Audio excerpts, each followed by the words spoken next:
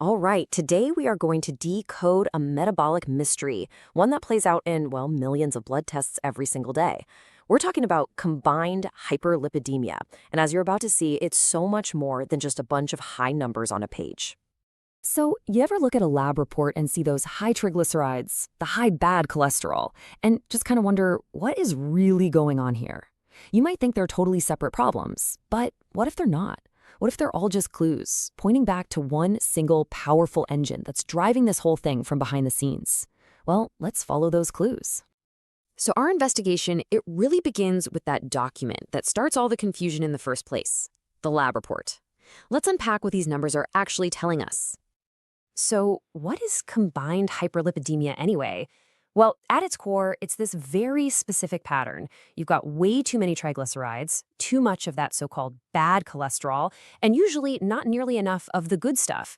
It's a classic picture, but one that's really, really misunderstood. Okay, now here is the absolute key to understanding all of this. These are not three different things going wrong at the same time. No, they are all downstream effects. They're symptoms of one single root cause, and that cause is insulin resistance. If you can get your head around this one concept, the entire puzzle just clicks into place. To really understand this whole cascade, we have to go right to the source. And, surprisingly, it doesn't start in your liver or in your blood. Nope, it starts deep inside your own fat cells. In a healthy fat cell, think of insulin acting like a brake. After you eat a meal, insulin hits the cell and says, hey, hold on to your stored fat. We've got plenty of energy coming in. But in an insulin-resistant cell, that signal gets muffled. It's ignored. The brake fails. And that cell just starts dumping its stored fat out, uncontrollably, all the time. And this molecular brake, it actually has a name. It's a really important enzyme called hormone-sensitive lipase, or HSL for short. Insulin's main job here is to put the clamps on HSL, to keep it switched off. But when insulin resistance takes hold, insulin just can't do its job anymore. The brake line is essentially cut, and HSL becomes chronically, totally overactive. This brings us to a really powerful analogy. An insulin-resistant fat cell, or adipocyte, is just like a leaky fuel tank. It is constantly spilling its stored energy out into the system, whether the body actually needs it or not. And what is it spilling exactly? Well, the fuel that's leaking out is something called free fatty acids, or FFAs.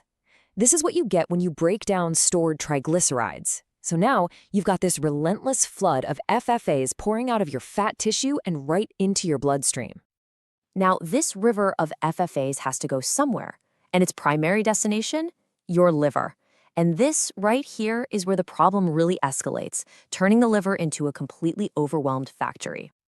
A huge chunk of these FFAs drain right into the liver. So now the liver is facing this massive, unending supply of raw material that it has no choice but to deal with. It's just completely overloaded with substrate. So what does a factory do when it gets a crazy surplus of raw materials? It has to ramp up production, right?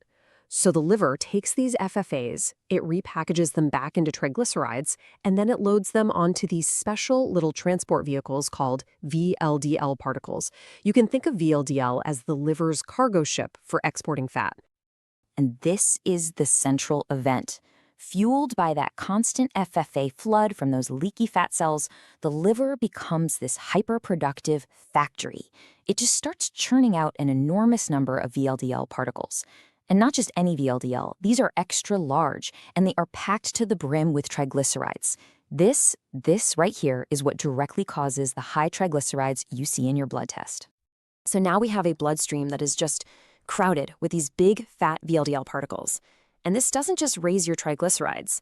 It sets off this dangerous chain reaction, a domino effect that messes with every other particle in your blood.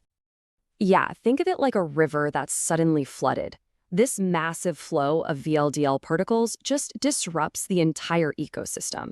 It literally crashes into the other lipoproteins, like your HDL and LDL, and it forces them to change.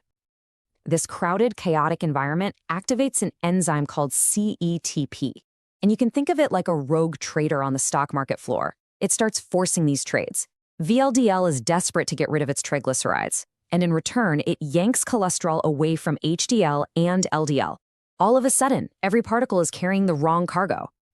So let's look at the first victim in all this, HDL, our good cholesterol.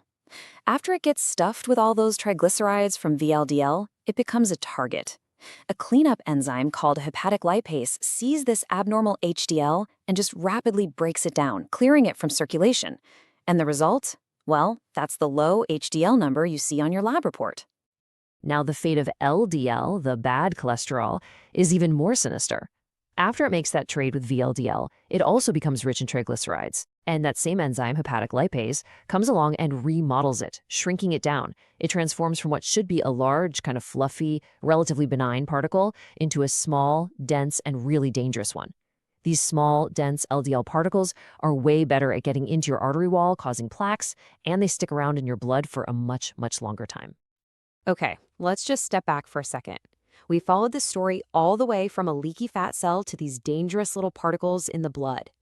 Let's look at the entire cascade so we can really see why this big picture is so critical for our health. It really all boils down to this 5-step process. First, insulin resistance releases that HSL brake on fat cells. Second, this causes that massive FFA leak into the blood. Third, the liver gets flooded and starts pumping out VLDL, which raises your triglycerides. And finally, that VLDL remodels everything else, leaving you with low HDL and a high concentration of that small, dense, really dangerous LDL. And this dangerous pattern, it actually has a name. It's called the Atherogenic Triad. And atherogenic just means plaque forming. So this trio, high triglycerides, low HDL, and small, dense LDL, is the metabolic signature of insulin resistance. When you see it, you are looking at a fundamental problem with how your body is handling energy. So, in the end, that confusing lab report is actually telling a very clear, very linear story. It's a story of spillover, a spill from leaky, dysfunctional fat cells, which then floods the liver, which then spills dangerous, remodeled particles into your circulation. See? It's all connected. And this leaves us with one final, really crucial question. A standard lab test, it only tells you your LDL cholesterol level, right? The amount of cholesterol being carried. But as we've just seen, the type of particle doing the carrying, that matters immensely. So does that single number really tell you the whole story of your risk? It's something to think about. Thanks for